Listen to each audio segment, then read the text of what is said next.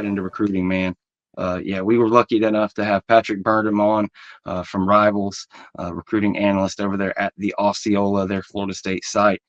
And right there at the Renegade Report, we spent a whole hour and about 10 minutes just with me grilling him, asking him, comparing our opinions on all these different guys. Florida State, of course, has 4 guys committed. Tramel Jones, the quarterback at Mandarin High School, where our friend James Coleman is the running backs coach. And Tramel Jones is stock, just like Luke Cromenhawk last year, is just up and up and up and up. He was barely a 3-star when Florida State offers him. There's, a lot of sighs and grunts and mumbles from certain people. We've been super high on him from the jump, having an inside track, knowing James and kind of knowing the track he's on. And he's just absolutely blossomed. I believe he won the MVP. I believe it was Under Armour. Hopefully they don't sue me for libel if it was a Nike camp. Big all-star camps in Orlando here recently. Him and his cohorts, his buddy Jamie French, who unfortunately, I believe, has committed to Brian Hartline and the Ohio State Buckeyes, a guy who was committed to Alabama. Seemed like an Alabama-Florida State struggle. I really wanted him, but some things didn't go so great. Didn't have the best ever Florida State visits, and Brian Hartline comes into the picture, and all of a sudden he's an Ohio State Buckeye. Our only hope there, I'm really hoping that Hartline can take an NFL job or something, maybe before signing day. But unfortunately, that guy is an absolute menace recruiting wide receivers around the country. And George, especially again, down here. The 25 class or the 26 class? We're talking 25. Yes, sir.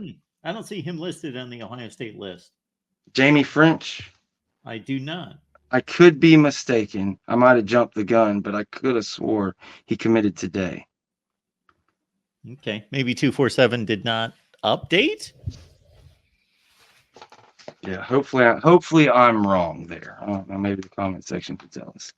But officially, Florida State only has the 4 commits, with another being a defensive end named Javian Hilson.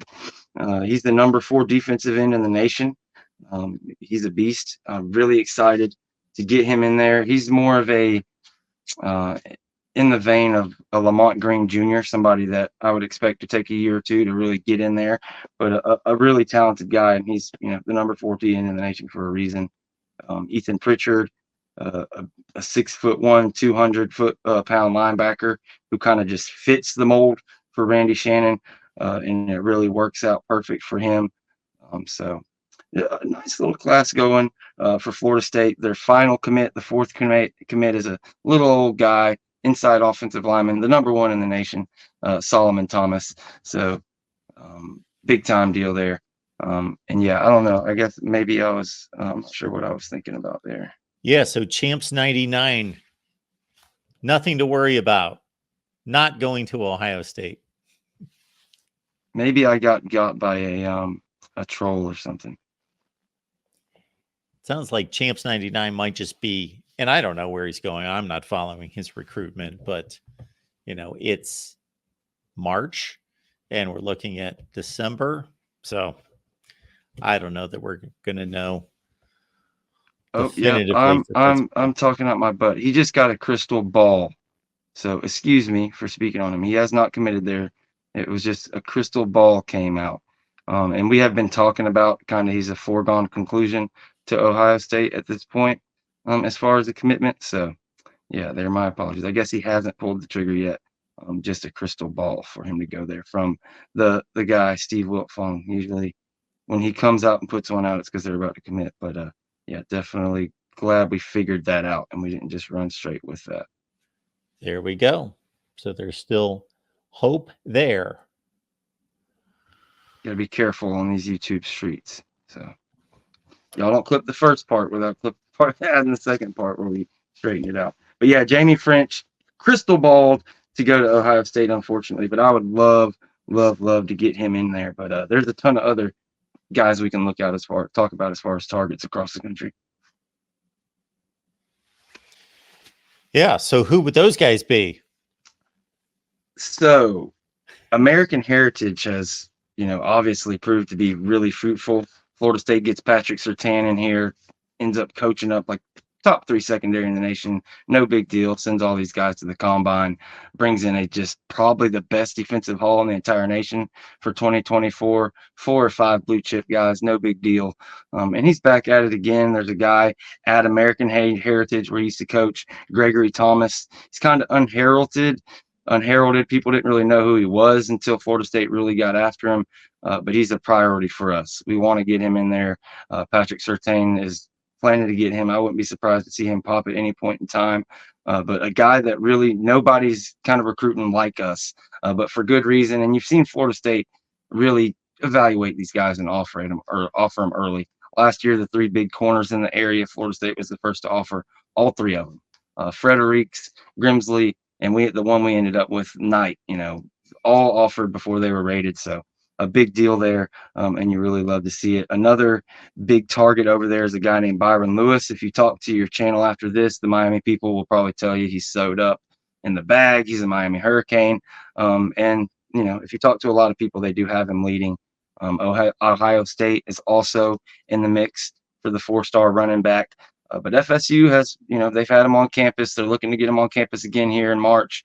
So don't count us out. I could definitely see them getting a guy like Byron Lewis, who plays right into what Mike Norvell likes to do and the guys he puts in the NFL and uses in his offense. So you love to see it there. A guy that Florida State has gotten a crystal ball for is D lineman Myron Charles, a 4-star out of, I get this wrong, it's Port Lucie or something like that, but big time defensive lineman. Hopefully we could get to commit soon. That's the main ones right off the top of my head. Dontrell Glover, an offensive lineman, and is another guy that Florida State is really high on right now. Got a lot of momentum with.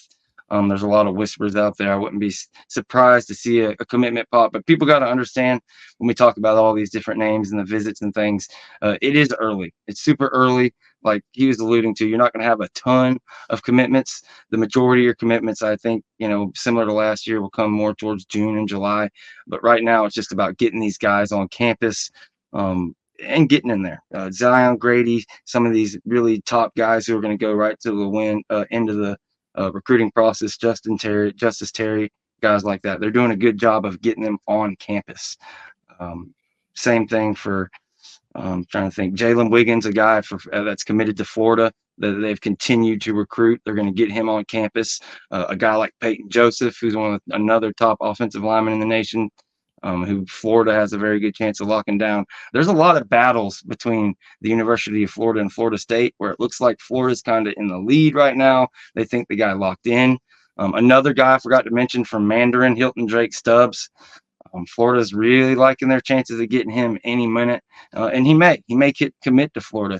But at the end of the day, if Florida State's number 2 in that one, and Florida fires their AD and their head coach at the end of the year, pretty good shot of Florida State moving up to number 1. So I like a lot of those. So just remember a lot of those names: Peyton Joseph, Hilton Drake Stubbs, Jalen Wiggins, because if all of a sudden Florida State drops out of there, Florida drops out of there, you look really, really good for that race.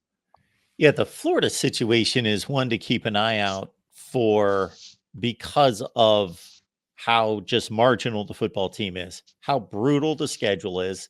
And if they approach this season with anything close to a recruiting class like they had going into last football season, which still ended up to be a really good class, but it was on its way to being a top 3 or 4 class in the country, and they let it come off the rails a bit. But the decision that's going to have to be made that, okay, we just had this brutal football season, fill in the win total, whatever that is. If it's 4-8, 5-7 with that schedule, and we've got a football coach that's had 3 consecutive losing seasons at Florida, and we just had this bad season, but he's on the verge of bringing in this great class, and we'll see if he can get it to the finish line. That's just going to be a difficult decision, I think, for them to make between the recruiting and what most likely is going to just flat out be a bad season. I'd be shocked if it's not.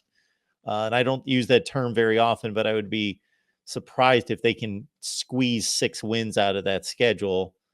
It's tough, man. Those last 5 weeks of the schedule are brutal. Yeah. Maybe it's 6 weeks. Yeah. But when it's It's just one of those things. The schedule does not match the situation. And the comments that are coming out one after the other. Well, we're 18 months behind on NIL, and the fans, y'all just aren't supporting right, or whatever he said the other day. And it's just it keeps on pouring on, and certain guys keep getting hired away. It just seems to me like he's at a point where it's like, I'm gonna do the best with what I got. It is what it is. I can't promise you guys jobs if you can get something somewhere else to go. I can't quit because I won't get my full pay. But I'm being a cynic, but I don't know. I haven't heard many optimistic Florida fans about the season either, so we'll see. They got to win that Miami game. If they come out and lose that Miami game off the jump, really both of those teams, if either of those teams wants to be taken seriously for the year, they got to win that one. Yeah, in different ways. I totally get your point, and I agree. Florida, obviously, it's brutal, and so there's only so many wins you can find in that schedule. With Miami, it's more about, okay, can we take this program seriously in terms of progress? Not that they can't go out and defeat more than half of those marginal ACC teams, but to really have a strong season, you can't lose to what's going to be a fairly, I don't want to call them a bad team. They've got talent, but it's not a good Florida team by Florida standards. And then to your point about what we'll see in June and July, folks, if you're not into recruiting, and I'm not a recruiting guy, but by extension, bringing on guys like George and everybody else, I kind of do know recruiting because I'm constantly having these conversations with 4, 5, 6 people a day on recruiting. So I kind of soak it up. But if you look at any of the top players in the country and look at their visit list for late May into June, it's usually every weekend they're going to be somewhere. And usually once you get to the bottom of that list near the end of June, then a ton of them, not all of them, some of them want to sit on it for a long time, but some of them are like, okay, well, I just went to Florida State, Ohio State, Florida, Georgia, the last 4 weekends. Okay, now I know what I like, who I like, and you see those commitments start to roll in. But it's Absolutely, usually without a after camp doubt. season.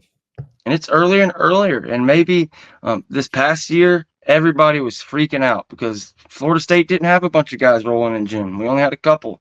Well, lo and behold, July came out and we had, I forget what, 12, 13 commits, something unreal. That's when the class get made. But, with them moving the early signing period up to the beginning of December versus December 31st or whatever the new proposal is, who knows? It could pop a little earlier. So we're going to see some fireworks. It won't be that long. Believe me, once you get, March camp's already started for some guys. March, April, it won't be that long. May, June will be here, and we'll be getting some commitments earlier and earlier for sure.